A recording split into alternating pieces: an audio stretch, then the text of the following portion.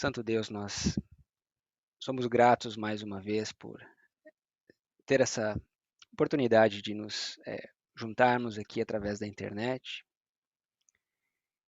diferente das distâncias que temos, muitas milhas nos separam, mas através dessa plataforma nós podemos estudar juntos as Escrituras e aprender mais sobre Ti e sobre a obra de preparo que cada um de nós deve estar ciente e deve estar engajado em fazer. Obrigado pelas Tuas misericórdias que se renovam a cada manhã. Obrigado pelas orações respondidas, porque o Senhor traz cura sobre as Tuas asas, o bálsamo de Gileade, o Senhor tem cuidado de nós, nos restaurado. Nós somos gratos por Ti, de todas as bênçãos que o Senhor tem nos dado. E agora pedimos que o Senhor se assente conosco no trono do nosso coração, ao estudarmos e contemplarmos as Escrituras mais uma vez juntos aqui, que o Espírito Santo seja o nosso professor, o nosso guia. É a minha oração em nome de Jesus. Amém.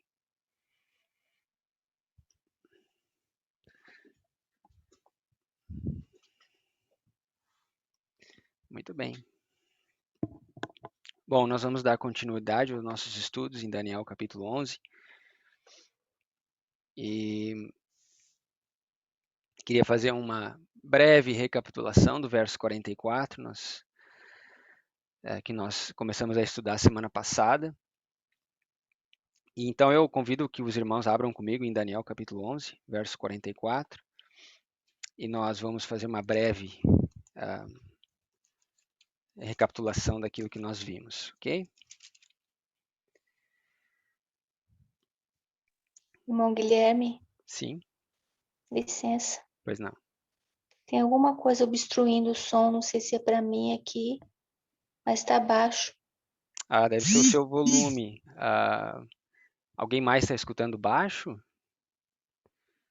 Como é que está o som para o resto do pessoal? Tá ok? Irmã, deve ser o seu volume, quem sabe. Para nós aqui também está um pouquinho baixo, Guilherme. Tá baixo? Não muito, mas está um pouco. Ok. De repente, verifique o volume. Deixa eu ver se eu consigo alterar alguma coisa aqui.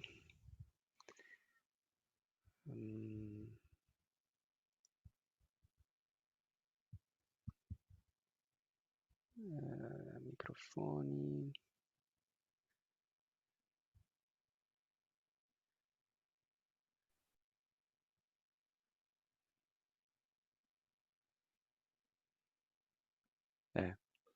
Aqui tá tudo ok. Não sei o que mais pode ser. Tenta aumentar o volume, é a única coisa que eu posso sugerir. Pra mim tá bom. Tá bom aí? Tá. Ok. Dá para escutar melhor, irmã Márcia? Sim, irmão, eu coloquei meu celular aqui no volume máximo, Que bom. mas agora dá para escutar sim. Tá, ok. Obrigada. De nada. Ok, vamos lá então. Daniel capítulo 11, verso 44. Nós temos estudado os últimos versos de Daniel 11 e nós estamos aqui no verso 44. Então eu vou ler para nós, fazer uma breve recapitulação. Mas os rumores do Oriente e do Norte o espantarão, e sairá com grande furor para destruir e extirpar a muitos.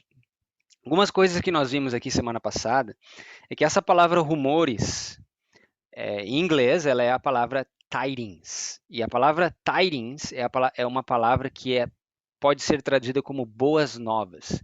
Na verdade, nós corremos nas escrituras e vimos que Isaías usa essa mesma palavra tidings como boas novas, as boas novas, né? E nós sabemos que as boas novas é uma referência ao evangelho, né?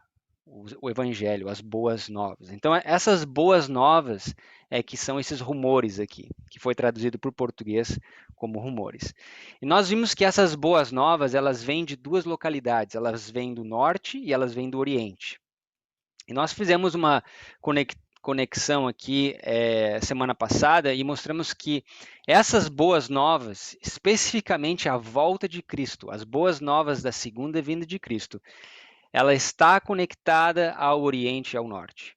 Nós corremos as Escrituras para demonstrar isso pela Bíblia também, como que a segunda vinda de Cristo ela está conectada com essas duas localidades, com esses dois pontos cardeais. E aí nós começamos a olhar também que essa mensagem, essas boas novas, vindo do Oriente e do Norte, espantam ou aterrorizam, né, o rei do Norte, que nós sabemos quem ele está representando aqui, né? Uma referência aqui ao rei do Norte, Nabucodonosor, Babilônia, mas para nós Babilônia espiritual, né? Roma papal, a besta, o dragão, falso profeta, tudo isso. E ali diz, sairá com grande furor para destruir e extirpar a muitos. Então, quando Babilônia espiritual, a misteriosa Babilônia de Apocalipse 17, nos últimos dias, escuta esses rumores, essas boas novas do Oriente, que nós vimos que estão conectadas com a segunda vinda de Cristo, mas nós vimos também outras mensagens conectadas com esses rumores, com essas boas novas. E semana passada nós lidamos mais com as boas novas que vêm do norte. E nós vimos, por exemplo, que essas boas novas também incluíam o sacrifício de Cristo, o sacrifício expiatório de Cristo, a cruz. Nós vimos que incluía também a mensagem do Rei do Norte, né? A mensagem de que o Rei do Norte vem em direção à Terra Gloriosa, né?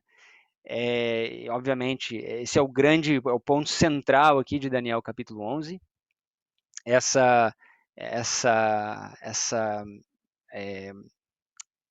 aviso, né? Essa como se diz, warning, né? Um aviso, né, de que o Rei do Norte está vindo, né, de que ele entrará na Terra Gloriosa com a sua mão perseguidora, com seus decretos injustos, né, com as suas leis e tradições que tentarão obscurecer a lei de Deus. Tudo isso nós vimos nos estudos passados. Então nós vimos essas outras mensagens conectadas com o norte. Então isso está tudo lá gravado no livro, no estudo passado, vimos vários profetas falando sobre isso, o profeta Joel, Jeremias, etc.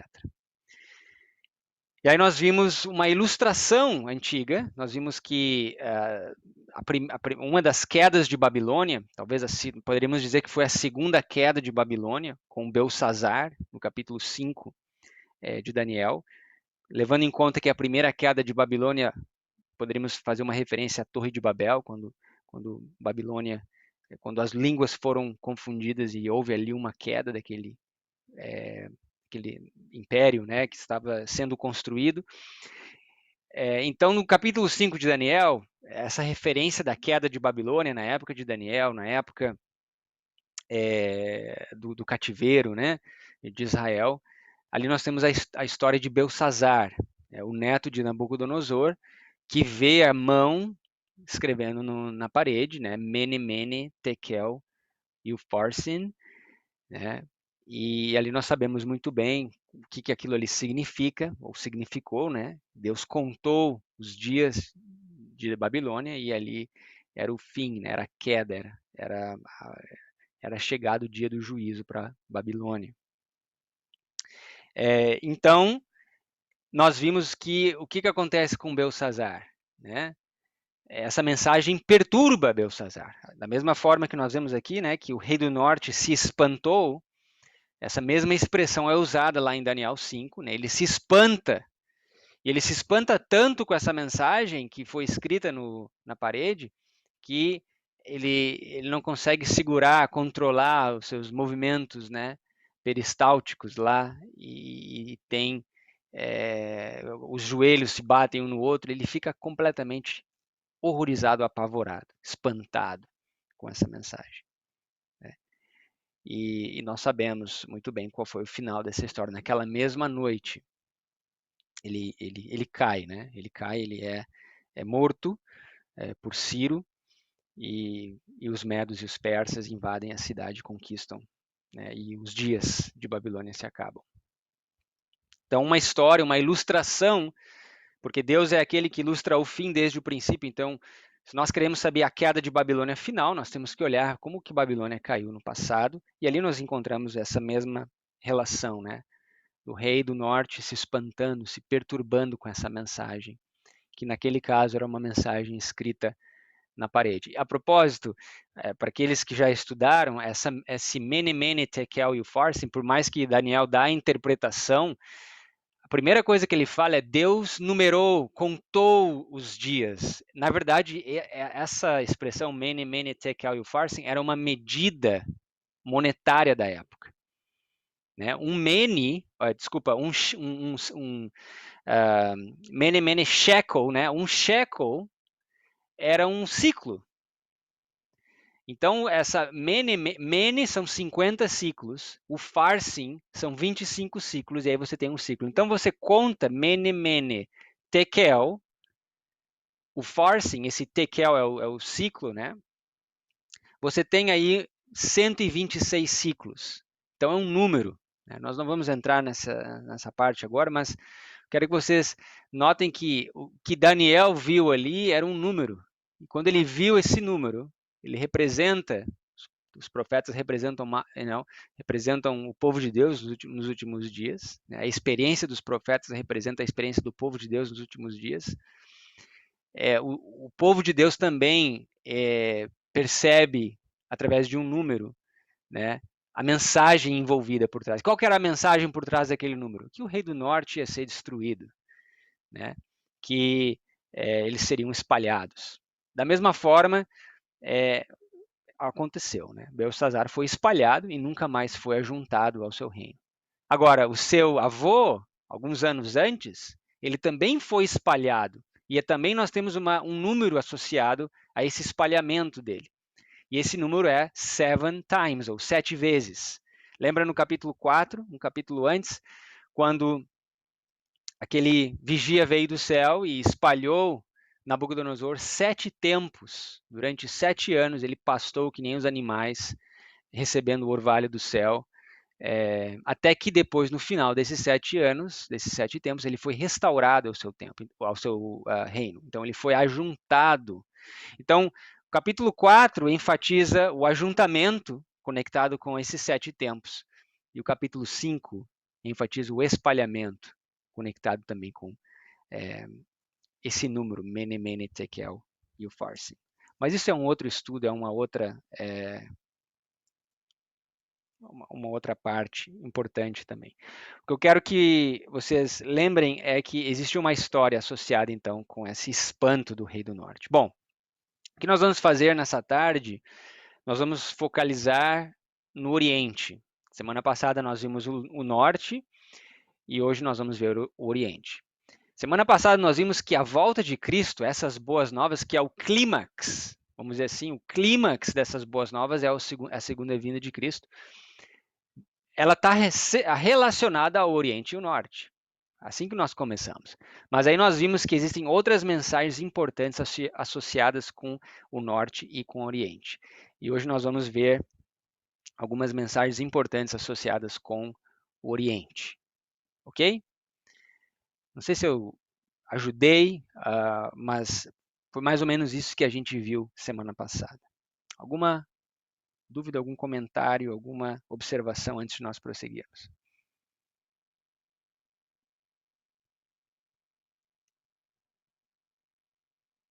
Okay. Gui, Daniel 4 enfatiza, tu falasse o ajuntamento, né? Daniel 4, o ajuntamento. Porque Nabucodonosor, imagina hoje, você imagina um presidente hoje pastando com os animais por 7 anos, né? E aí depois dos 7 anos, né, naquele estado terrível, ele é restituído ao reino. Então ele é ajuntado novamente e o poder é dado novamente ao rei.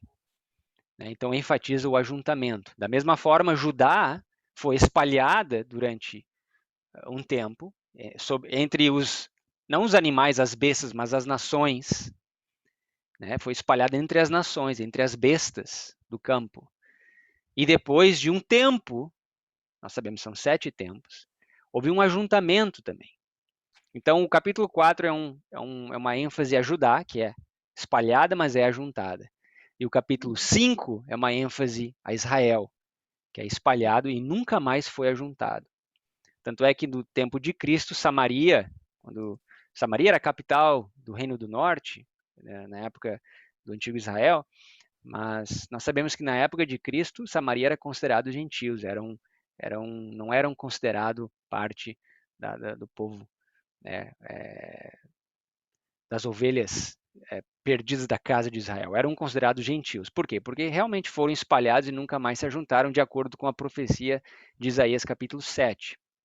Para aqueles que nunca estudaram, Isaías 7 profetizava isso. Que Efraim seria quebrado e nunca mais seria juntado. Deixaria de ser povo, né? Mas Judá, né, quando você olha, por exemplo, um dos filhos de Isaías era um símbolo para Judá. O resto volverá, ou um remanescente voltará. Então, essa era a linha de Judá, que foi espalhado por causa dos pecados de Manassés, mas depois foi ajuntado, né? Mesmo Cristo diz, quantas vezes eu quis te ajuntar como a galinha junta os seus pintinhos. Tudo isso é uma referência à história de Israel. Não é por acaso, né, que ele usa esses símbolos. Nada que Cristo fez nessa terra foi por acaso. Tudo que ele fez, ele tinha um propósito. Ele era intencional em tudo que ele fazia. Quando ele foi a Samaria ver aquela mulher, ele foi só para encontrar aquela mulher. Ele não estava passeando por ali e de repente, deixa eu parar aqui nesse poço, de repente chega a mulher. Não, tudo era intencional. Ele tinha propósito em tudo que ele fazia, né? Então as palavras, as parábolas que ele usava, todas elas eram extremamente intencionais. E Irmão havia um Guilherme, propósito. Sim, pois não. é bem oportuno isso que o senhor está dizendo, porque o senhor falou a palavra intencional.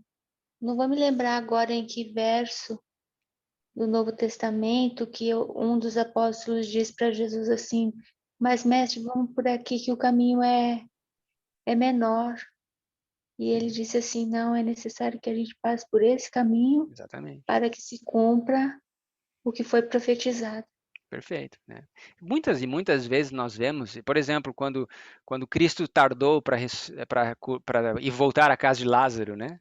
Lázaro já havia morrido, ele tardou e as pessoas não entendiam, havia um propósito. Então, isso que eu queria que vocês lembrassem, né? Eu sei que a maioria de nós entende que tudo que Cristo fez, ele fez intencionalmente, de forma, né, com um propósito, com algo muito mais profundo do que nós ou que os discípulos na época poderiam compreender. E não é diferente com as suas palavras, com as suas parábolas, com os seus ensinamentos e com as profecias também. Pois ele é o autor das profecias, ele que proferiu a primeira profecia na Bíblia, pôs inimidade entre a serpente, né, e entre a semente da serpente e a semente da mulher. Então, é mais ou menos isso, né? E então Judá ajuntado e Israel, então, espalhado. Não sei se respondi a pergunta, mas é mais ou menos isso. Obrigada. Ok. Então, vamos então focalizar o Oriente. Que outras mensagens, além da volta de Cristo, estão associadas com o Oriente? Isso é muito importante, porque as boas novas que vêm do Oriente e do Norte, ela é uma outra representação, uma outra forma de se representar o Evangelho eterno, que voa no meio do céu em Apocalipse 14. As 3 mensagens angélicas, né, o Evangelho eterno. Então é como se fosse um HD. Vamos supor que isso aqui é um HD. Então, nesse HD tem todo o Evangelho eterno aqui, né? É um lugar de armazenamento. Todas as mensagens relacionadas ao Evangelho Eterno estão nesse HD. Então, Apocalipse 14, Daniel capítulo 11, 44, essas boas novas do Oriente e do Norte, é esse HD. E todas as mensagens importantes do Evangelho estão ali contidas. O nosso trabalho é abrir esse HD e compreender e encontrar esses arquivos ou essas mensagens. Ok? Bom, eu queria que vocês fossem comigo no livro de Ezequiel, capítulo 43, para nós vermos o que está associado com o Oriente e com a mensagem que vem do Oriente, os rumores ou as boas novas que vêm do Oriente. Ok? Vamos começar ali. Queria que alguém lesse para nós o verso 1 e 2 de Isaías, capítulo 43. Isaías, capítulo 43, verso 1 e 2. Tu falaste Ezequiel, é Isaías Oh, ou desculpa, Ezequiel? desculpa. Ezequiel. Ezequiel 43. Posso ler? Ok.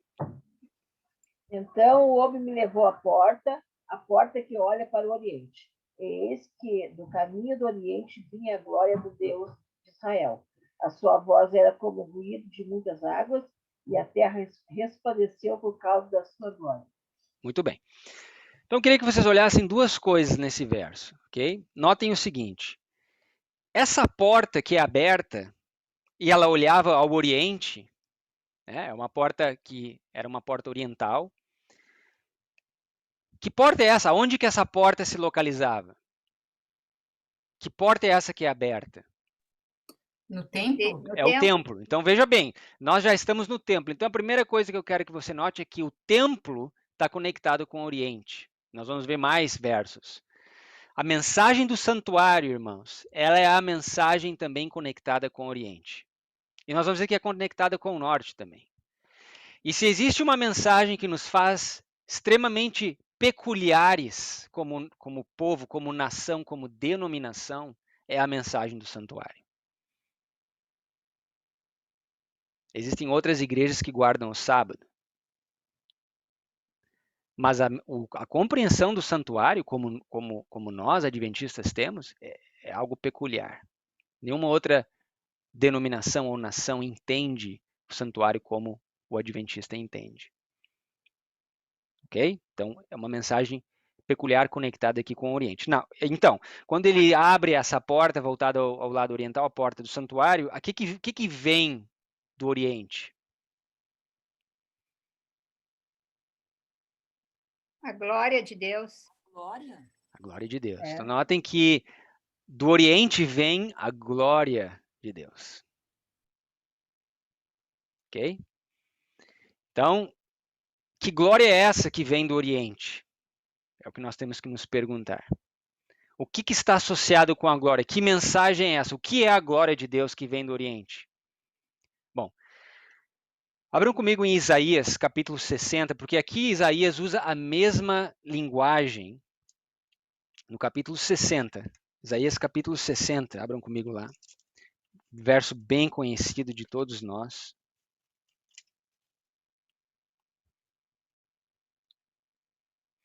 E se alguém puder ler para nós do verso 1 ao verso 3. Dispõe-te, resplandece, porque vem a tua luz, e a glória do Senhor nasce sobre ti. Porque eis que as trevas cobrem a terra, e a escuridão os povos, mas sobre ti aparece resplendente o Senhor, e a sua glória se vê sobre ti. As nações se encaminham para a tua luz, e os reis para o resplendor que te nasceu. Muito bem. Então, obviamente, nós temos aqui uma profecia messiânica, é uma profecia referente a Cristo, né? Nós sabemos, mas também uma profecia referente aos últimos dias. Essa glória que nós vimos que está conectada com o Oriente, a glória de Deus vem do Oriente, ela vem nascendo sobre ti. Essa palavra nascendo, da onde que o sol nasce? O sol nasce do Oriente e se põe no Ocidente, né? Cristo é o sol da justiça, né? Então, veja que essa glória, ela vem nascendo sobre ti. Na época de Cristo, nós sabemos que as trevas cobriam a terra, as tradições, os costumes escureceram a terra. A luz que era para brilhar não estava brilhando, que era o povo, não estava brilhando como deveria, portanto, a terra estava em trevas. Até que Cristo vem, essa luz, essa glória começa a nascer, começa a iluminar a terra com a glória. E qual que é o resultado disso? Os gentios começam a caminhar nessa luz. Os reis, ao resplendor que te nasceu. Bom, essa mesma sequência de eventos também acontece nos últimos dias. Nos é dito que haverá uma glória que iluminará a terra com o conhecimento de Deus e que os gentios caminharão nessa luz também. Não é verdade? Não temos essa promessa, essa profecia, né? Então notem, abram comigo no livro de Ageu, porque no livro de Ageu nos dá uma ilustração muito, muito interessante. Eu queria compartilhar com vocês. Ageu, capítulo 2. E nós vamos ler aqui o verso 7, 8 e 9.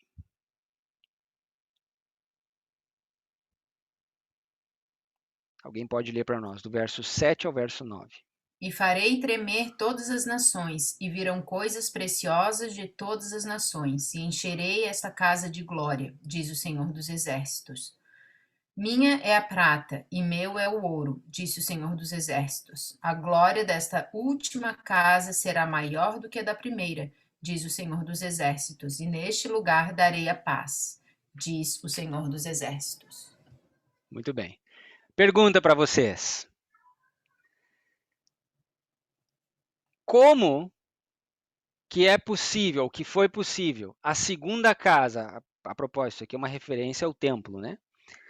Como que o segundo templo foi ou excedeu em glória ao templo de Salomão? Nós sabemos que o templo de Salomão era algo assim indescritível, né? A beleza era incrível. E esse templo ele foi destruído e depois ele foi reconstruído, né? Na época de Esdras, Zorobabel, Zacarias, né? E se você olha o livro de Esdras, você vai ver que quando eles estavam lançando os fundamentos da segunda casa, os anciãos que conheceram o primeiro templo e viram a estrutura do segundo templo, eles choravam. Você lembra dessa passagem? Eles choravam, porque a glória do primeiro templo excedia demais essa segunda casa. Então, como que Ageu diz que a segunda casa vai superar, será mais gloriosa do que a primeira? Minha pergunta, e aí no final do verso 9 diz, e neste lugar, nesta casa, nesse templo, te darei a paz. Que paz é essa prometida no segundo templo? De Cristo, Jesus, a presença de Cristo, né? Exatamente, exatamente. É a presença. Quem é o príncipe da paz que entrou na segunda casa e que, pela presença de Cristo, fez dessa segunda casa mais gloriosa do que a primeira? A propósito, no verso 7, o verso está mal traduzido em português. É do verso 7 que nós temos o título. É o Desire of All Nations. Exatamente. É do verso 7 que Ellen White tira o título, o desejado de todas as nações. Eu vou ler para vocês em inglês, ou se alguém tiver em inglês, quiser ler para nós, no livro de Ageu, esse verso 7 do capítulo 2. And I will shake all nations, and the desire of all nations shall come, and I will fill this house with glory, saith the Lord of hosts. Muito bem. Então aqui há a promessa de que o desejado de todas as nações virá. É muito mal traduzido, eu achei. Vocês não acham? Porque aqui diz, e virão coisas preciosas de todas as nações. Que coisas preciosas? Não, não, não. Virá o desejado de todas as nações. Quem é o desejado de todas as nações? É Cristo. Ele virá. Ele é a paz que entraria no templo e que faria dessa casa gloriosa. Então, notem como que Isaías 60 se alinha com o que Ageu profetizou da presença de Cristo naquela época, iluminando não só o templo, mas a terra inteira com a sua glória. Como o sol que nasce do leste, do oriente, vem nascendo, vem iluminando. Pois não? Gui, isso não tem a ver com o tempo presente? Não, tudo que nós estamos falando tem a Com ver a com o tempo presente. volta, com a volta de Jesus, onde ele vai iluminar a terra toda na sua glória. Exatamente. Nós vimos que tudo isso que a gente está falando tem relação com o tempo presente. Uma das passagens que nós vimos semana passada é que a volta de Cristo também está associada ao Oriente. Assim como o relâmpago Sim. sai do Oriente e se mostra ao Ocidente, assim será a vinda do Filho do Homem. Então, tudo isso a gente falou na semana passada. O que Sim, nós mas estamos esse vendo... tempo, né? Esse tempo, esse segundo tempo, pode ser referência. Essa referência pode ter sido naquela época e pode ter sido também na volta de Jesus, né? Jerusalém celestial, né? Não, sim, certamente, né? Certamente nós aplicamos, e nós vamos ver, nós vamos trazer agora para os nossos dias. É bom que a senhora falou. Quando que essa Guilherme, profecia... Pois não. eu vou deixar o senhor concluir, porque o senhor disse que vai trazer para os nossos dias. Isso. Eu Obrigado. quero... Obrigado. Tá. Quando, nos nossos dias, essa glória enche a terra nas Escrituras, aonde que está prometido essa mesma promessa? De que haverá uma luz que iluminará a terra com a sua glória. Apocalipse 18. Apocalipse capítulo 18, muito bem. Abram lá em Apocalipse 18.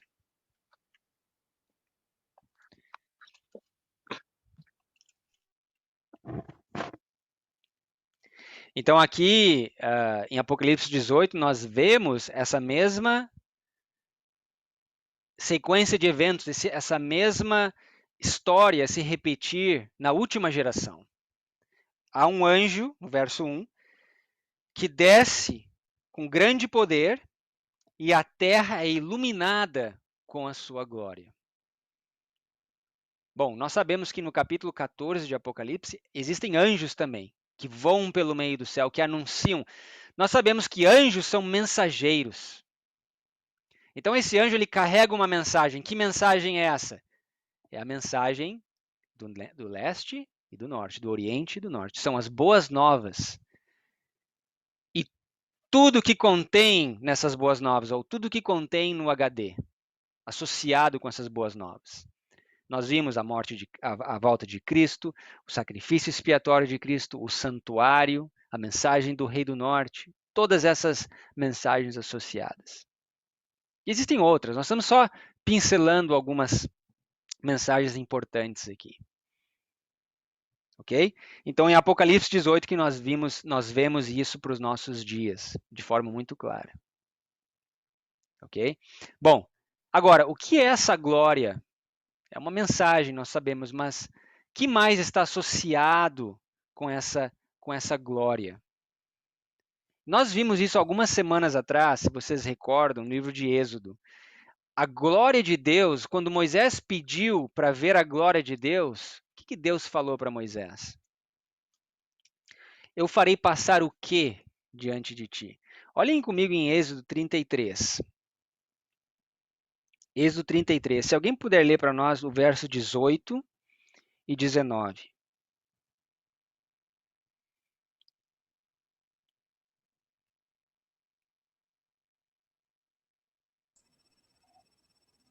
Então ele disse: rogo-te que me mostres a tua glória. Respondeu-lhe: farei passar toda a minha bondade diante de ti, e te proclamarei o nome do Senhor. Terei misericórdia de quem eu tiver misericórdia, e me compadecerei de quem eu me compadecer. Muito bem. Então nós sabemos aqui, Moisés pede para que Deus mostre sua face, né? E Deus diz a sua glória, né? E aí no verso 19 diz, você quer ver a minha glória? Então tá, eu farei passar diante de ti toda a minha bondade. E aí fala em misericórdia, em compaixão. Atributos do caráter de Deus. Então a glória de Deus está associada com o caráter de Deus. Né? Inclusive aqui Deus estava dando as tábuas, que são a transcrição do caráter de Deus. Os 10 mandamentos é a transcrição do caráter de Deus. Sabemos disso. E aqui, essa glória, essa bondade, ela está associada com o nome de Deus. Ok? Então, a glória de Deus está associada com o caráter de Deus, com o nome de Deus. Ok? Agora, abram comigo em Apocalipse 7. Apocalipse 14:1, não é isso? Nós vamos lá, nós vamos lá. Mas antes nós vamos em Apocalipse 7. Apocalipse 7. Nós estudamos isso recentemente, sobre o selo de Deus e tudo mais. E aqui nós estamos em Apocalipse 7. E alguém lê para nós o verso 2.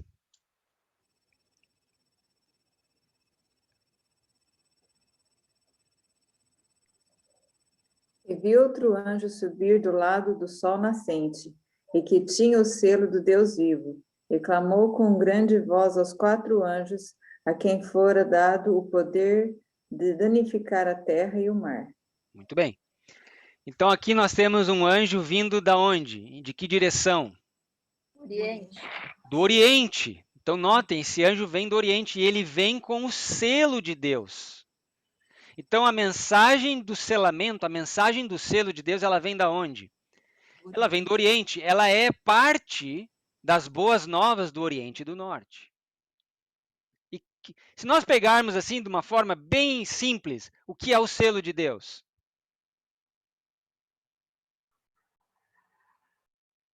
O que é o selo de Deus? O caráter de Deus. Tudo bem, é o sábado. De forma bem simples, é o sábado, nós sabemos. Então, a mensagem do sábado, ela vem da onde? Ela vem do Oriente.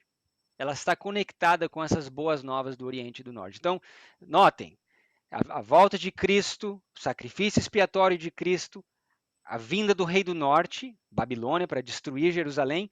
Nós temos também aqui a mensagem do selamento, a mensagem do sábado, a mensagem do santuário. Olha quantas mensagens associadas com o Oriente.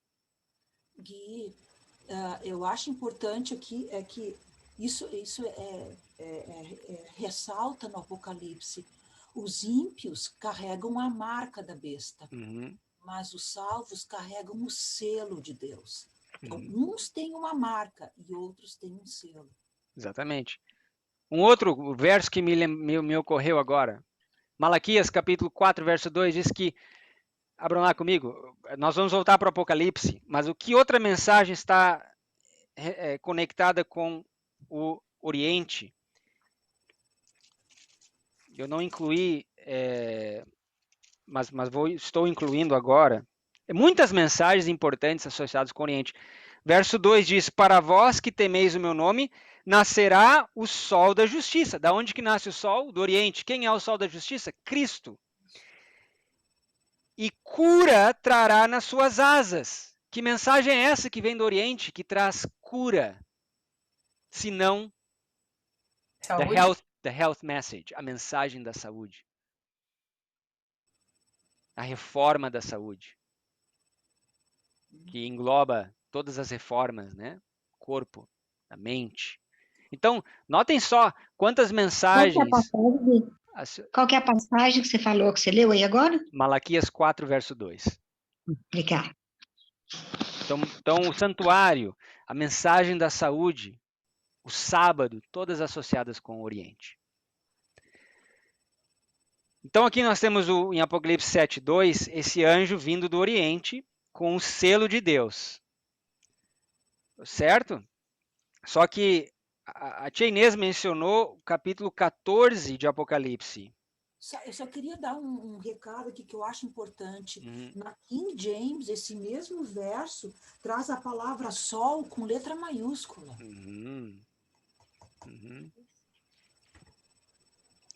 E eu quero que vocês já comecem a pensar no seguinte, ok? Que nós vamos ver. Nós vimos semana passada, quem é o verdadeiro rei do norte? O verdadeiro, daquele que pertence o trono e a coroa. Cristo. Cristo é o rei Cristo é o verdadeiro rei do norte. O oposto, a contrafação, que é ocupar o trono dele. Mas o verdadeiro... Exatamente. E aí Satanás vem e no capítulo 12 de Isaías diz que ele queria subir, ascender, pegar o trono de Deus aos lados do norte, né? E ele não consegue no céu, então ele vem fazer na terra. E ele assume o papel do rei do norte nas escrituras. Então, nós temos o norte simbolizando a Cristo, né? O sacrifício era para ser feito aos lados do norte, porque Cristo, o trono de Deus, é aos lados do norte. Cristo foi crucificado ao norte da cidade de Jerusalém, logo afora da cidade, né? Da mesma forma, nós vamos ver que o Oriente é um símbolo da glória de Deus, do selo de Deus, do sol da justiça, mas também é um símbolo da contrafação. Porque o que nasce no Oriente? Não é o sol. O sol é um símbolo de Cristo, mas é um símbolo também do quê? Da apostasia. Porque o sol é o símbolo do Sunday, é o símbolo da adoração ao dia do sol. Então, é a contrafação, né, tentando tomar o lugar de Cristo. Então, nós vamos ver isso também aqui nesses versos. Ok?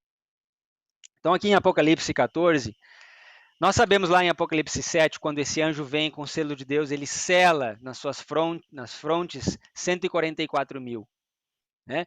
E aqui nós temos em Apocalipse 14 a mesma história. E no capítulo 14, no verso 1, diz assim: Olhei e eis que estava o Cordeiro sobre o monte Sião, e com ele 144 mil, que em suas testas tinham escrito o selo do seu pai. É isso que diz ali? Nome. O nome. Então notem, o selo e o nome é a mesma coisa. E aí vamos voltar lá, né? Na história de Moisés. Senhor, mostre-me a tua glória. Ok, farei passar sobre ti o meu nome. Proclamarei o nome de Deus. Minha bondade, minha misericórdia, etc. O nome de Deus é o caráter de Deus. Quando os filhos de Deus recebem o selo de Deus na sua fronte, o que eles estão recebendo? Eles estão sendo estampados com o caráter de Deus, com o caráter de Cristo, que está transcrito na sua lei. A lei, os 10 mandamentos, é a transcrição do caráter de Deus. Portanto, você não pode separar a lei da santificação, ou do selo de Deus, ou do caráter de Deus. Não. Tudo faz parte dessa mensagem, as boas novas que vêm do Oriente. Ok? Bom. O selo de Deus vem do Oriente. Mas essa mensagem ela é tão importante que eu vou dizer para vocês que ela vem do Norte também. Porque as boas novas, ela é do Norte, ela é do Oriente e do Norte. Da mesma forma que a volta de Cristo ela está associada com o Oriente e com o Norte, nós vamos ver que o selo de Deus, a mensagem do sábado, a mensagem do selamento, a mensagem do caráter, que nós temos que desenvolver o caráter de Cristo, ela está associada com ambas as direções, Oriente e Norte. Abram comigo em Ezequiel capítulo 44. Vocês estão vendo como que os últimos versos de Daniel é uma síntese do Evangelho Eterno? Toda a Bíblia se encontra ali. É algo que somente um ser magnífico, maravilhoso, em poder e glória poderia criar ou fazer, né? Nós vamos para o livro de Ezequiel. Eu estava em Jeremias, Ezequiel, capítulo 44.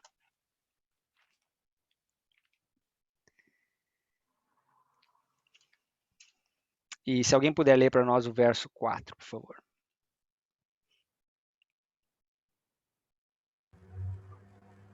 Então o homem que fez passar pelo portão do norte e me levou para a frente do templo.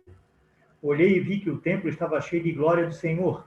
Eu me atirei e comprido no chão. Então o Senhor me disse: Homem mortal, preste atenção em tudo que você vir e ouvir. Eu vou lhe dar as leis e regulamentos do templo. Note bem quais as pessoas que têm permissão para entrar no templo e as que não têm. Eu li assim também. Tá ótimo, não tem problema. Então no verso 4, nós temos uma porta do caminho do norte. Então essa porta voltada ao norte, quando ele abre essa porta, a glória de Deus enche a casa. Então veja que a glória não está somente associada ao leste, mas ela está associada ao norte também. E nós vimos que a glória, ela está associada ao caráter de Deus, ao nome de Deus, ao selo de Deus, ao sábado, à lei, etc. É uma conexão, nós precisamos fazer essa conexão. A Bíblia, ela precisa ser estudada dessa forma. Um pouco aqui, um pouco ali. Pela boca de 2 ou 3 testemunhas, toda a palavra é estabelecida. Não somos nós que interpretamos, a Bíblia se interpreta a si mesma. Okay? Então, não é à toa que a mensagem, os rumores do Oriente e do Norte estão associados ao Oriente e ao Norte, as boas novas do Oriente e do Norte. Bom, então nós temos também o selo de Deus associado ao Norte. E é isso que Ezequiel nos fala. Olha comigo em Ezequiel capítulo 9. Ezequiel capítulo 9. Como que o sábado, o selo, o caráter de Deus também está associado ao Norte. Ezequiel capítulo 9. E aqui nós vamos ler, se alguém puder ler para nós, do verso 1 até o verso 4.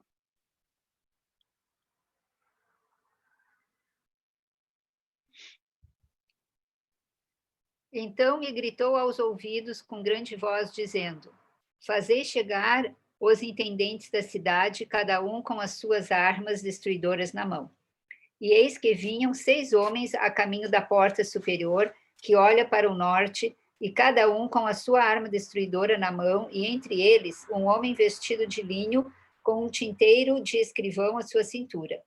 E entraram e se puseram junto ao altar de bronze. E a glória de Deus de Israel se levantou de sobre o querubim, sobre o qual estava, indo até a entrada da casa. E clamou ao homem vestido de linho, que tinha o tinteiro de escrivão à sua cintura. E disse-lhe o Senhor: Passa pelo meio da cidade, pelo meio de Jerusalém, e marca com um sinal as testas dos homens que suspiram e que gemem por causa de todas as abominações que se cometem no meio dela. Muito bem. Quero que vocês notem 2 coisas aqui. Primeiro, quem está no meio desses 6 homens que vêm do norte? A Bíblia diz um escrivão com um tinteiro. E ele vem para selar. Nós sabemos que esse é o anjo da aliança que vem fazer o selamento, o símbolo de Cristo. E aqui diz, passa por Jerusalém. Notem que aonde que começa esse selamento? Em Jerusalém. E marca com um sinal a testa dos homens que suspiram e que gemem por causa de todas as abominações que se cometem no meio dela. Então, esse grupo que é selado, qual é a experiência deles? Eles suspiram e gemem pelas abominações que se cometem no meio de Israel, no meio de Jerusalém. Tá? Bom, e aí no verso 6, verso 5, e aos outros disse, ouvindo eu, passei pela cidade após ele, feri, não poupe vosso olho, nem vos compadeçais. Matai velhos, ou jovens, virgens, meninos, mulheres, até exterminá-los, mas todo homem que tiver o sinal, não vos chegueis. Então notem que o que recebe o sinal, ele não é para ser danificado, como Apocalipse fala. Mas todo homem que tiver o sinal, não vos chegueis, e começai pelo meu santuário. Por onde que começa? Pelo santuário. O juízo começa pela casa de Deus. E começaram pelos homens mais velhos que estavam diante, os anciãos, né? Ok? Pois não. Aqui, ó, no verso 2, onde fala que esse homem vinha vestido de linho. Linho era o tecido usado para as vestes dos sacerdotes. Então, aqui novamente remete ao santuário. Exatamente. O papel de Cristo no santuário, um deles. Exatamente. Muito bem. Então, veja como que o selamento também está conectado com o norte. É as boas novas do Oriente e do Norte. A mensagem que nós estamos estudando em Daniel 11, verso 44, essas boas novas, esses rumores que vão espantar o rei do norte, o inimigo de Deus, vão fazer com que ele saia enfurecido para destruir a muitos. Essa é a mensagem que nós temos que levar. Essa mensagem que vai sacudir o mundo. É essa mensagem que vai preparar a volta de Cristo. Ela está compactada com todas esses nuggets de mel que nós estamos vendo. Bom, que abominações são essas que se cometem no meio de Jerusalém? Que Jerusalém está sendo julgada? Que abominações são essas? Bom, é só você voltar um capítulo antes, porque Ezequiel ele não nos deixa dúvida. E eu quero dizer para vocês que essas abominações, coincidência ou não, eu acredito que não, elas também estão conectadas com o norte e com o oriente. Mas é a contrafação. Notem no capítulo 8, nós vamos ver as duas últimas abominações. Verso 14, verso 13. Começar no verso 13. E disse-me, ainda tornarás a ver maiores abominações que estes fazem. E levou-me à entrada da porta da casa do Senhor. Então nós estamos falando do santuário aqui. Que está do lado norte. Então notem, a porta ao lado do norte. E eis que estavam ali mulheres assentadas chorando a Tamuz. E disse-me, vê isto, filho do homem. Ainda tornarás a ver abominações maiores do que estas.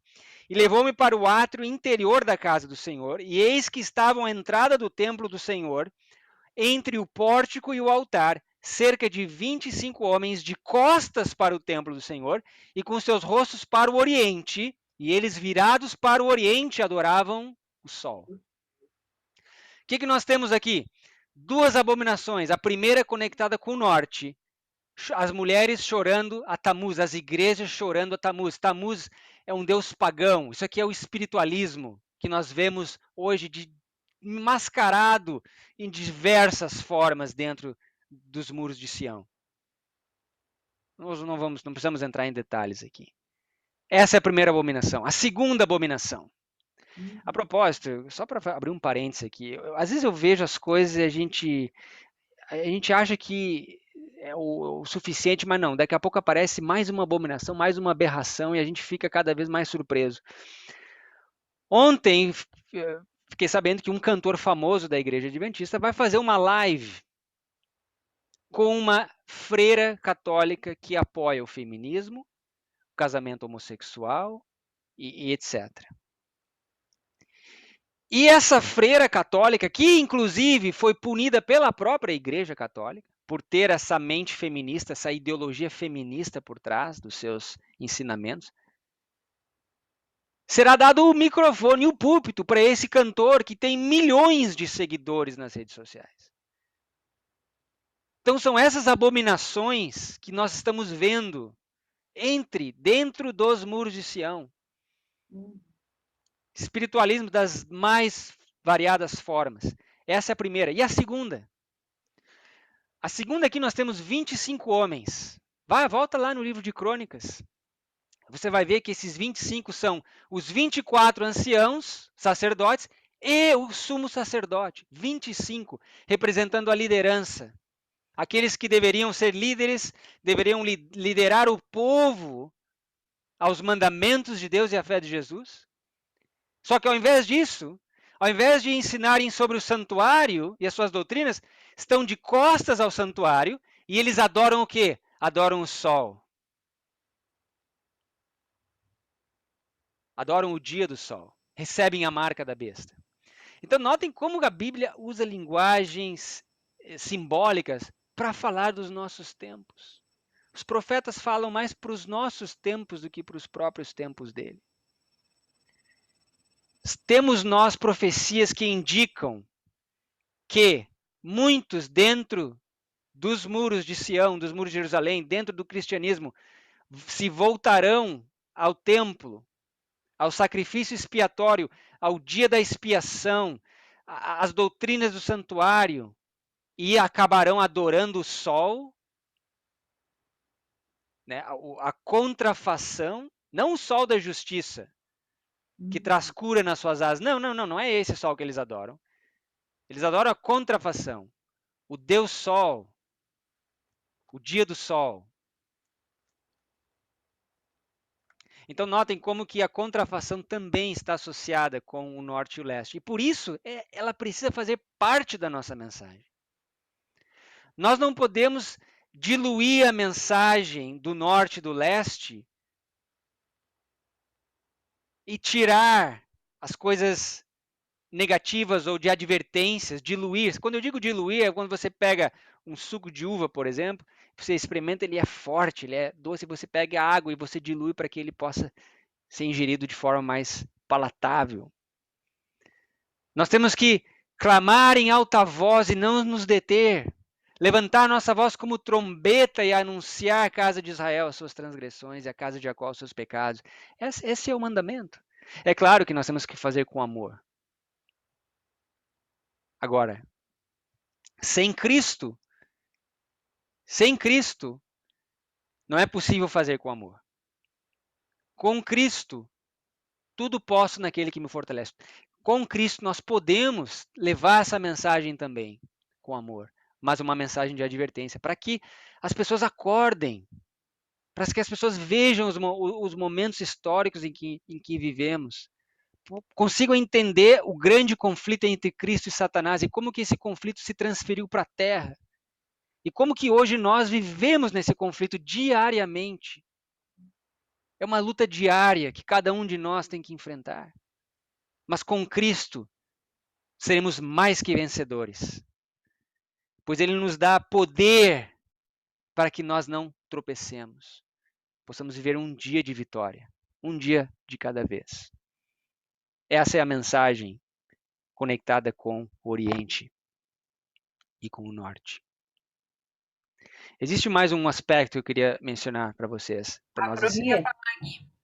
Pois não. Gui, eu acho isso muito sério que tu falaste. Pelo seguinte, primeiro, a misericórdia de Deus vai acabar ali. Quer dizer, quando tiver que fazer essa limpeza toda, né? A misericórdia de Deus não vai estar junto. É um cálice com a fúria mesmo, né? Sem misericórdia nenhuma. E, em segundo lugar, ela vai começar por quem? Pelos de dentro da igreja. Exato. Pelos líderes da igreja. E, em terceiro lugar, os líderes que eles têm um poder muito grande de levar o povo, né? Eles que estão levando o povo a mensagem. Então, se eles não levarem a mensagem correta, o povo vai segui-los na mensagem errada. Então, por isso que para Deus, isso não existe perdão, né? Exatamente. Se eles estiverem com a mensagem errada, não tem perdão, não tem misericórdia.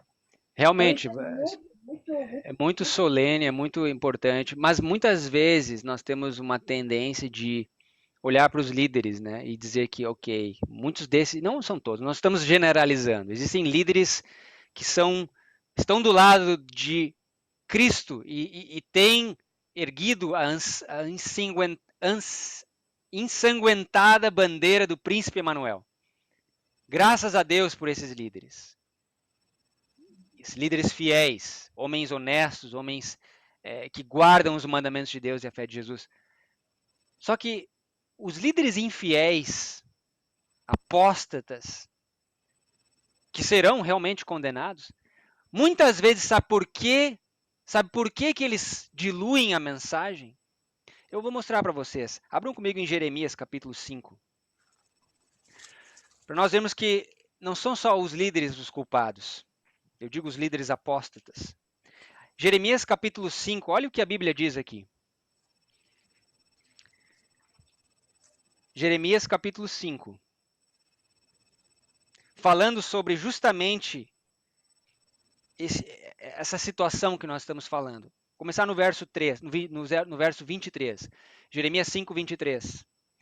Mas este povo, falando sobre Israel e Judá, só olhar o contexto, é de coração rebelde e pertinaz. Como a senhora falou, rebelde e pertinaz. Rebelam-se e foram-se.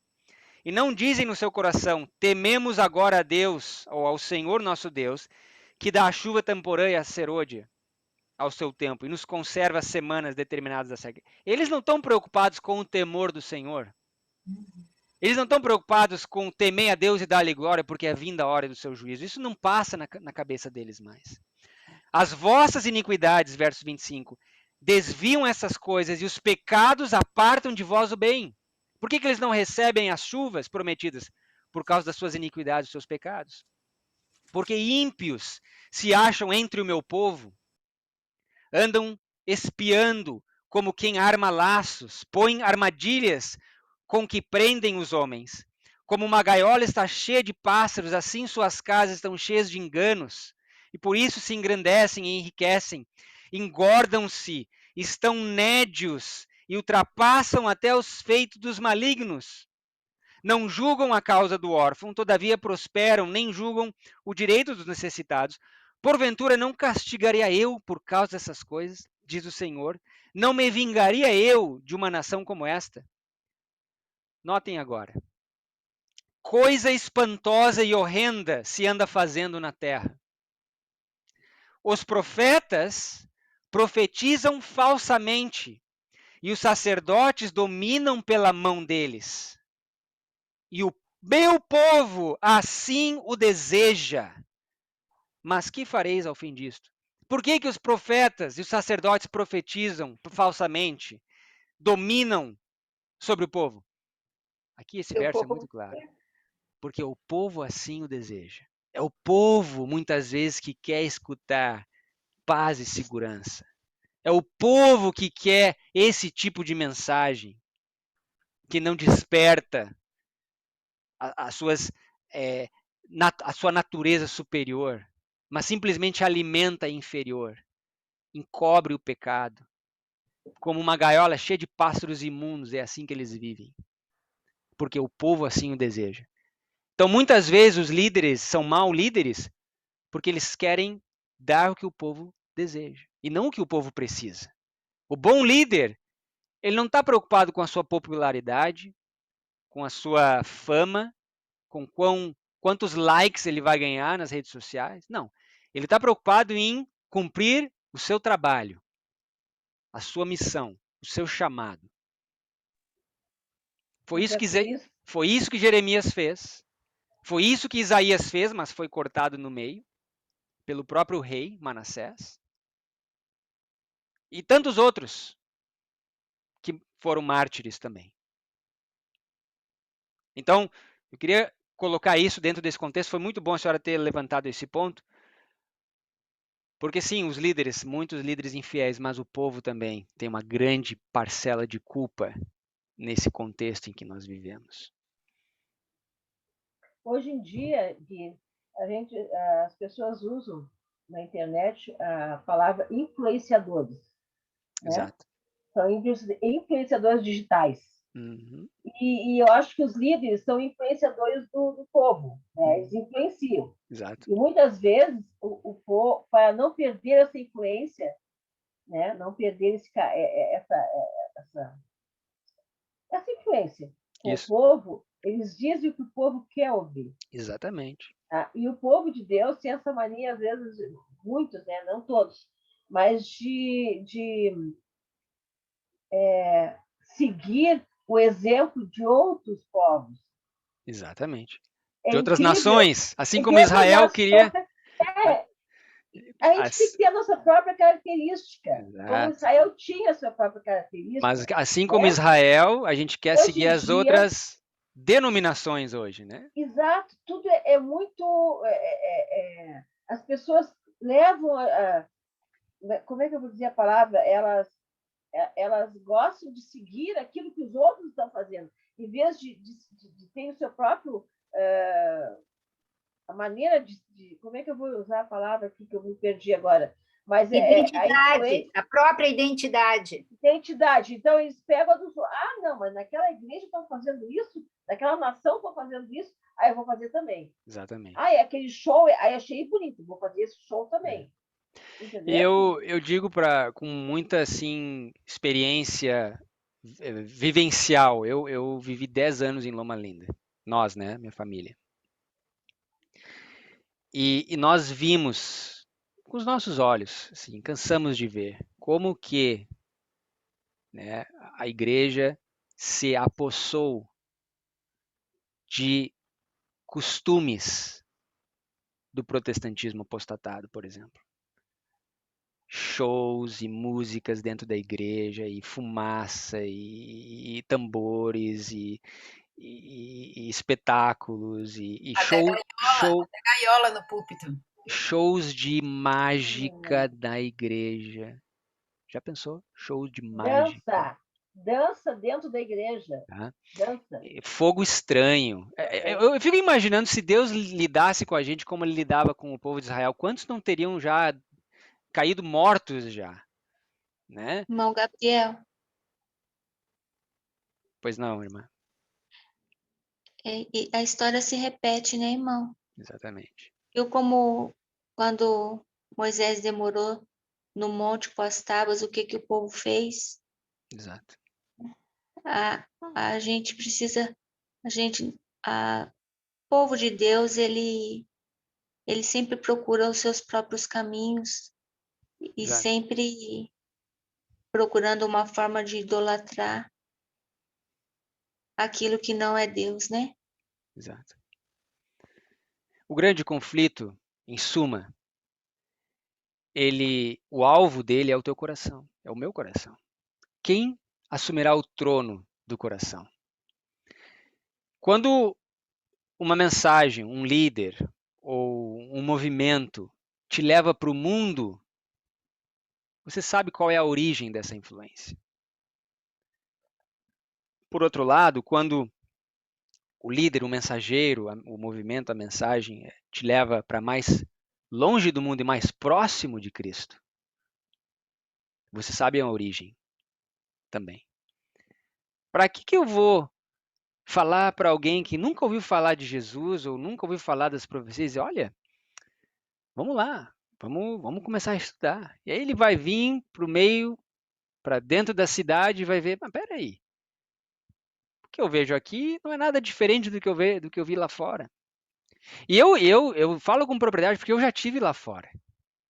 Eu já fiz, já tive banda, já fui boêmio, tocava na noite de Florianópolis, eu sei muito bem o que é lá fora.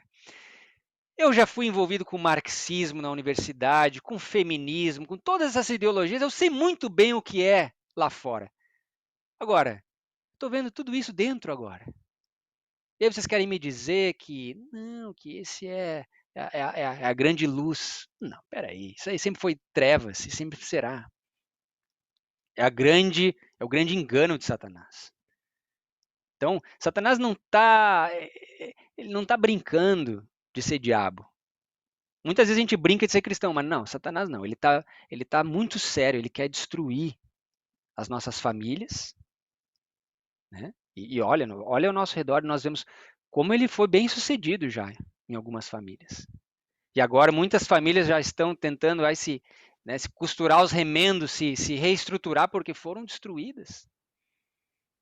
Quer destruir as igrejas, quer destruir, levar as pessoas à loucura, ao suicídio.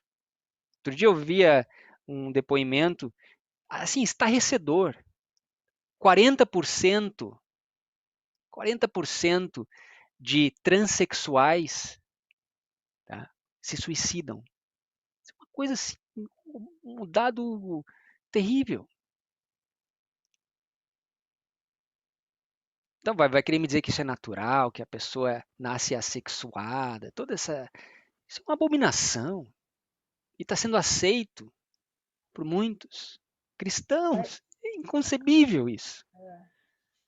Mas o Irmão jovem... Guilherme, o senhor pode repetir a frase que o senhor disse, por favor? Preciso gravar isso na minha mente. O senhor disse que toda vez que uma mensagem leva o povo de Deus para o mundo, é uma mensagem que afasta o povo de Deus, é isso? Você pode repetir, por favor? É basicamente isso, né? Se nós falando aqui de líderes, mensagens, mensageiros, etc. A Bíblia diz: pelos frutos os conhecereis. Se os frutos são amargos e venenosos, se os frutos daquela mensagem, movimento, mensageiro, te levam para o mundo, para beber das cisternas quebradas de Babilônia, você sabe qual é a origem desse mensageiro, dessa mensagem ou desse movimento.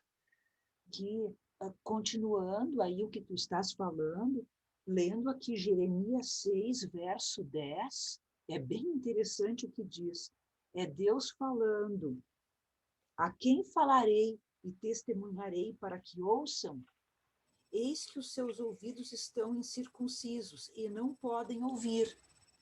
Eis que a palavra do Senhor é para eles coisa vergonhosa. Não gostam dela. E como nós temos visto hoje isso no meio cristão, né? Ninguém abre a Bíblia mais. Ninguém usa as escrituras para estudar. É tudo baseado na lógica, nas ideologias, né? Naquilo que faz sentido, na história. Mas abrir a Bíblia e deixar a Bíblia se explicar, é raro. É muito raro. Os jovens isso é cafona. Ah, não. Isso E tá quando fora abrem, tentam reinterpretar, colocar uma visão moderna, né? Tirar coisas do contexto usam a Bíblia como um buffet. Você vai lá e você pega o que você quer, aquilo que você quer comer, você pega. O que você não está muito afim, você deixa de lado, né? A palavra na internet é reinventar o significado. Exato. Não é reinterpretar. Exatamente. É por isso que em Mateus fala que, Jesus fala que nem todo aquele que me diz Senhor, Senhor vai entrar no reino dos céus, né? Exato. Mas aquele que faz a vontade do meu Pai. Então, a gente já percebe por aí. Enquanto que esse povo que nós lemos no verso 10 aqui, a Tia Inês leu para nós, não querem saber nada da palavra. Para eles é uma coisa vergonhosa. A Bíblia é cheia de preconceito, a Bíblia é machista, a Bíblia é isso, a Bíblia é aquilo. É vergonhoso para eles. Por outro lado, qual é o convite de Deus? Olha o verso 16, do mesmo capítulo. Assim diz o Senhor: ponde-vos nos caminhos e vede, e perguntai pelas veredas antigas, qual é o bom caminho, e andai por ele e achareis descanso para as vossas almas. Aqui está o convite. Mas o que eles dizem? Não andaremos nele. Não querem saber de veredas antigas. Essa é a situação presente, né? Escrita há séculos e muitos séculos atrás. Só Deus pode fazer isso. Só o nosso Deus é o único Deus que anuncia o fim desde o princípio. E desde a antiguidade as coisas que ainda não sucederam. A Bíblia diz que esse é o prazer dele, é a assinatura dele. Eu queria finalizar, nós não vamos poder entrar nesse ponto, mas existe mais um aspecto conectado ao Oriente. Mas nós vamos trabalhar isso na próximo encontro. Levíticos capítulo 16. Abram comigo em Levíticos 16.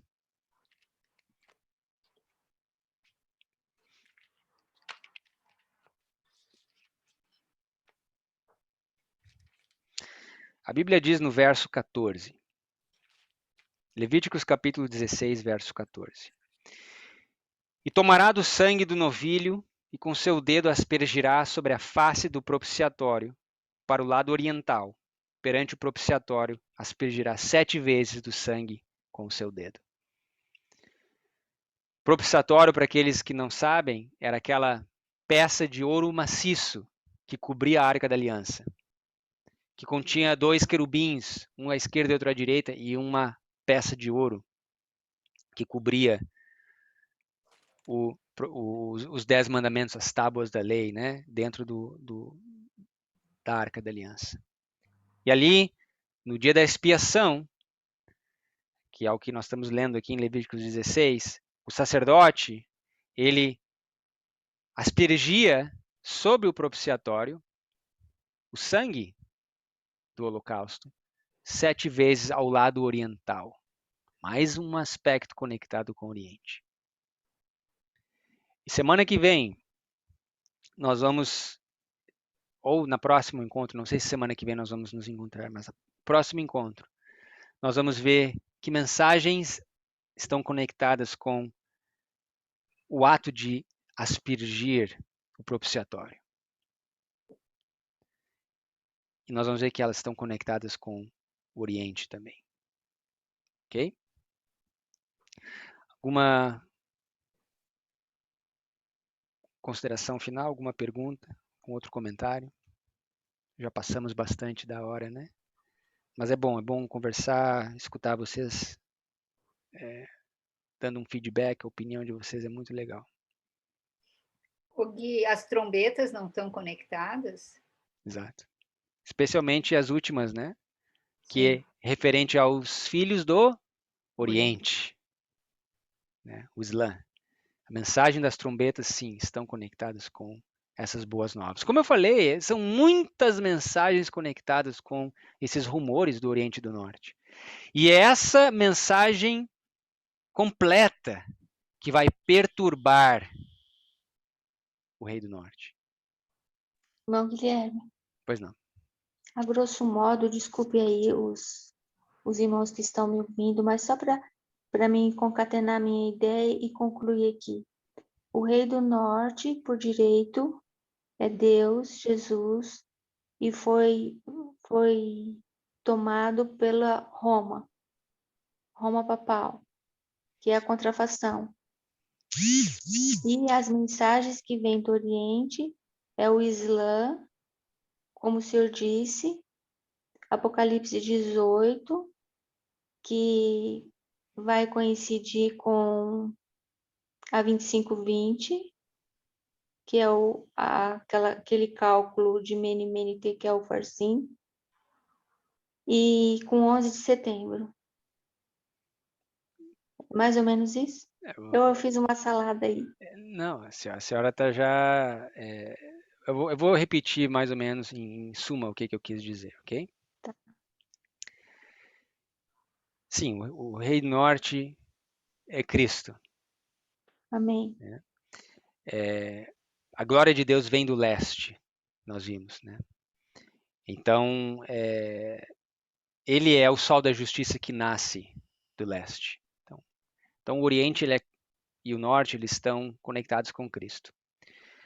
Só que nós sabemos que já lá no céu houve uma queda, Lúcifer, e a Bíblia diz que Lúcifer quis tomar tanto a igreja como o Estado, como o poder político do céu. Né? Subirei acima das estrelas, colocarei meu trono aos lados do norte, subirei ao monte da congregação. Então fala do trono, poder político, e o monte da congregação é o poder religioso. Satanás queria usurpar isso, tomar o controle de Cristo. Só que ele não foi possível fazer no céu. Então ele é expulso do céu. Apocalipse capítulo 12. Houve guerra no céu. O dragão foi expulso com seus anjos. E aí, então, ele consegue fisgar esse mundo, né? Então, como ele não conseguiu isso no céu, o que ele vai tentar? Ele vai tentar fazer aqui na terra. Então, a Bíblia usa em linguagem simbólica, profética, como você deseja pensar, essa narrativa do grande conflito. E agora, no livro de Daniel, especificamente, essa linguagem do Rei do Norte, ela ilustra esse poder satânico, essa contrafação. E existem regras que nós vimos aqui que qualificam o Rei do Norte. Né? O Rei do Norte, ele foi Babilônia, ele foi a Medo-Pérsia, ele foi a Grécia, né? Ele foi Roma pagã, ele passou a Roma papal e agora a Roma moderna. Então, todos esses poderes, dependendo do contexto que você olha, eles são caracterizados pelo Rei do Norte. Então, sim, a mensagem do Norte ela está conectada com a queda, the rise and fall, né? A subida e a queda dos impérios da profecia bíblica. Porque você vai falar de profecia bíblica, o beabá é Daniel 2. Você tem lá a estátua, os reinos, e ali mostra a subida e a queda dos impérios bíblicos. E ali vai se expandindo, né? Então ali é a espinha dorsal e aí você vai amplificando, né, em cima daquilo. Então sim, ali está contido essa mensagem. Além disso, nós conectamos várias outras mensagens ao norte. Várias outras mensagens. Né? Da mesma forma, nós vimos que outras e tantas mensagens estão conectadas ao leste, ao oriente. E da mesma forma que Cristo é o rei do norte, Cristo também é o sol da justiça que vem do oriente. E Satanás também usa essa mesma representação, né? Quando, por exemplo, desde os impérios mais antigos, qual era o deus principal dos impérios pagãos? Era o sol. Sempre foi o sol. O faraó era o filho do sol, era o filho do Deus. O Deus maior era o sol. Então, a adoração ao sol sempre foi a adoração pagã principal. Todo o resto era resto. Então, o Satanás usa o sol da justiça, o símbolo de Cristo, e ele deturpa isso. E a Bíblia usa essa mesma simbologia. Tanto é que até os fins dos dias, nós sabemos que haverá um grande conflito entre o verdadeiro sábado e o falso sábado, que é o dia do sol. Não é à toa que o domingo é o dia do sol. Porque sempre foi a grande contrafação, o grande ídolo de todas as nações é o sol. A própria igreja romana, a igreja católica, sabe que foi ela que mudou o dia, que não há respaldo bíblico, inclusive no concílio de Laodiceia, os protestantes perderam por isso. Eles não souberam provar nas escrituras por que eles guardavam o domingo. Então Roma disse, olha, vocês estão dizendo só a escritura? Ok, mas me provem então por que vocês guardam o domingo. Não é só a escritura, é a escritura e a tradição. E assim eles ganharam o argumento. E nas pragas é o sol que vai queimar os ímpios. O próprio Deus queimará os seus adoradores. Então, mais uma perguntinha aqui, Gui. Pois não. Guilherme. Boa tarde, irmão Guilherme. Boa tarde. Feliz sábado, tá me ouvindo bem? Estou ouvindo bem, aham. Eu não assisti os outros estudos e ouvi o irmão falar algumas coisas aí, surgiram algumas perguntas. Eu imagino. Para entender bem, aqui em Daniel 11, verso 6, aqui fala sobre o rei do norte. Uhum. O irmão entende que esse rei do norte, então, é Jesus Cristo, é isso? Não. Não. Muito boa pergunta a propósito, tá? O contexto de Daniel 11, e aí eu peço perdão porque são muitos e muitos estudos que nós já fizemos, mas o nosso objetivo em Daniel 11, e realmente a narrativa de Daniel 11, a partir ali do começo, é uma luta entre o norte e o sul, o rei do norte e o rei do sul, certo? Todos nós estamos de acordo. O começo do capítulo, tá, é a parte dos diáconos, ou seja, Alexandre o Grande, o chifre é quebrado e ali partem os seus generais e o reino é dividido. E nós sabemos ali que Seleuco, ele conquista Cassandro e Lisímaco e ali ele se torna o rei do norte. Então Seleuco passa a ser o rei do norte, nesse verso que o senhor está, no verso, a partir do verso 3 ali, 4, 5, 6, ali são os diáconos, é o norte é Seleuco, ou Antíoco, né? Depende da história, é uma história longa ali dos gregos, e o sul é Ptolomeu, Ptolomeu controlava o Egito. Então isso nos dá um embasamento histórico de que sim, aqueles versos literalmente falam entre batalhas entre o norte, né, Seleuco, e Ptolomeu. Então, Ptolomeu, rei do sul, nas escrituras, a terra do sul nas escrituras é sempre a terra que controla o Egito. Né? Você pode ir lá em Gênesis capítulo 12, você vai ver, Abraão foi ao sul, desceu ao Egito. Né? Isaías, no capítulo 21, se eu não me engano, fala sobre o Egito ser a terra do sul. Então, o sul sempre em referência ao Egito. E o norte sempre em referência à Babilônia. Né? Ou a região geográfica da Síria, né, da Babilônia ali. Então, quando Daniel 11, que realmente é o capítulo que traz esse contexto, ele está falando dessa batalha, nós temos que entender quem são literalmente aqueles reis daquela época, né? E você vai no capítulo, e aqui há um ponto importante que eu queria esclarecer, nós não estudamos ainda os primeiros versos, nós estamos começando pelo final, e vocês vão entender por quê.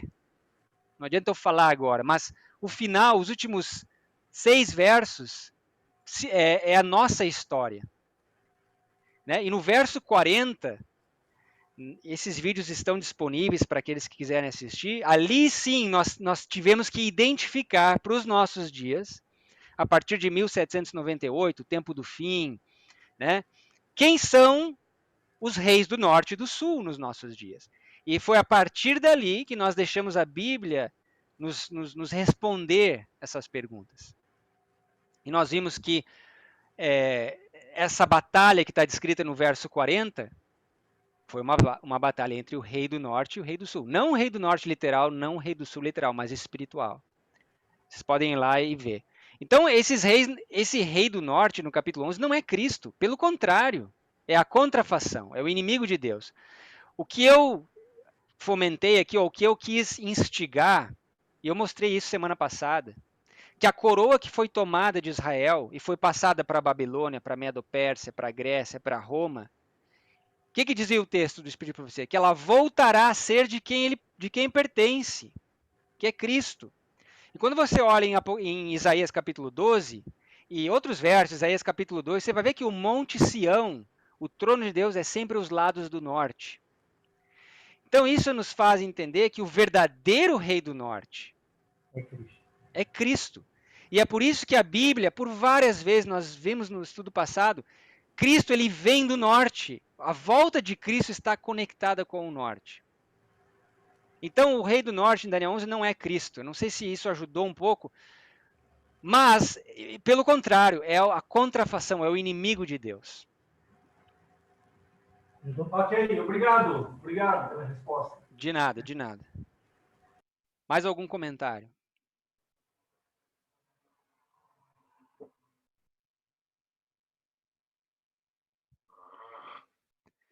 Eu sei, é um estudo que... Guilherme. Pois não. Então, muitos pontos muito interessantes, né? Eu achei interessante aquela conexão que você fez de Apocalipse 7, né? O selo de Deus com o nome de Deus, muito importante aquilo ali. Na verdade, o selo de Deus é realmente o caráter de Deus impresso em nós, né? Perfeito. E citou Ezequiel capítulo 9 também, que está mencionando ali a mesma obra do selamento, né? Achei muito importante. Eu tinha muitas perguntas, mas infelizmente nem sempre eu vou poder estar aqui para a gente conversar. Claro, mas quem sabe a gente se encontra no Brasil aí. Nós estamos indo para o Brasil. Se você está para vir para cá, pode, quem sabe, marcar um momento aí. Exatamente. Nós estamos planejando alguma coisa, de repente, alguma coisa assim que a gente possa, né, conversar com os irmãos, rever os irmãos, abraçar os irmãos. Faz muito tempo que a gente não vê vocês. Então, se Deus quiser, teremos essa oportunidade. Mas realmente são pontos que nós adventistas deveríamos, né, estar bem firmados, bem cientes, né? E aqueles que estão conhecendo a mensagem adventista, aqueles que estão conhecendo as verdades da palavra de Deus, né? E começam a comparar com as verdades que aprenderam ao longo da vida. Eu fui assim, minha esposa, minha mãe, nós somos, né? Quando a Bíblia diz, conhecereis a verdade vos libertará, é isso, é essa experiência libertadora do erro, da tradição, né? Do costume. Então isso é muito importante e realmente nós somos muitas vezes confrontados com essas verdades e temos que nos posicionar, né? Então, muitas vezes essas posições que temos que tomar não são fáceis, pelo contrário, né? São momentos difíceis e de, às vezes, muito choro, muita angústia, mas a promessa é que há uma libertação. E eu digo para vocês que essa libertação, ela tem poder para libertar as pessoas de qualquer corrente que escraviza.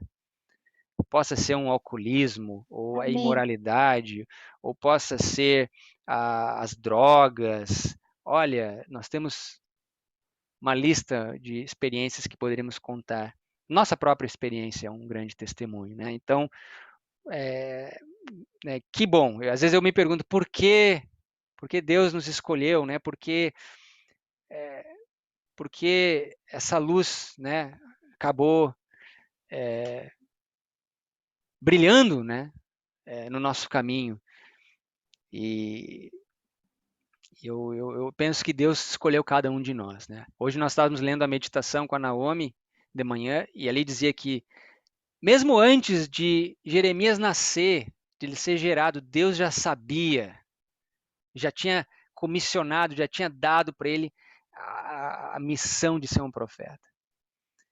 Então eu queria dizer que antes de nós nos encontrarmos hoje à tarde, Deus já sabia que você e eu estaríamos aqui conversando sobre isso. Deus marcou esse encontro virtual. Às vezes é difícil de acreditar, mas sim, isso já estava nos planos dele. Como eu falei lá no início, tudo que Jesus fez nessa terra tinha um propósito. Ele não ia para as coisas assim, deixa a vida me levar, né? Não, ele tinha um propósito específico. Ele era intencional e ele continua sendo intencional hoje. Então que Deus nos abençoe e que nós possamos levar com seriedade, né, essas coisas que temos visto e estudado juntos. Amém. Amém. Amém. Vamos orar então.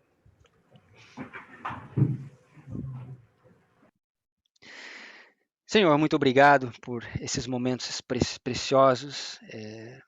Obrigado pela luz da tua palavra. Obrigado pelas promessas de que chegará um dia em que essa luz iluminará a terra inteira e muitos caminharão à tua luz. E sabemos que o Senhor erguerá um estandarte que será buscado pelas nações. E nosso desejo é fazer parte desse grupo, desse grupo de servos teus que ajude a disseminar essas boas novas do Oriente e do Norte. Que o Senhor nos ajude a aprender a beber dessa água viva e que em nós possa ser uma água que jorre para a vida eterna e possa alcançar muitas outras almas também. Obrigado, nos dá uma boa semana, uma boa noite e que o Senhor nos junte novamente no tempo determinado por Ti. Abençoa-nos, em nome de Jesus. Amém. Irmão Guilherme, boa viagem. Muito obrigado.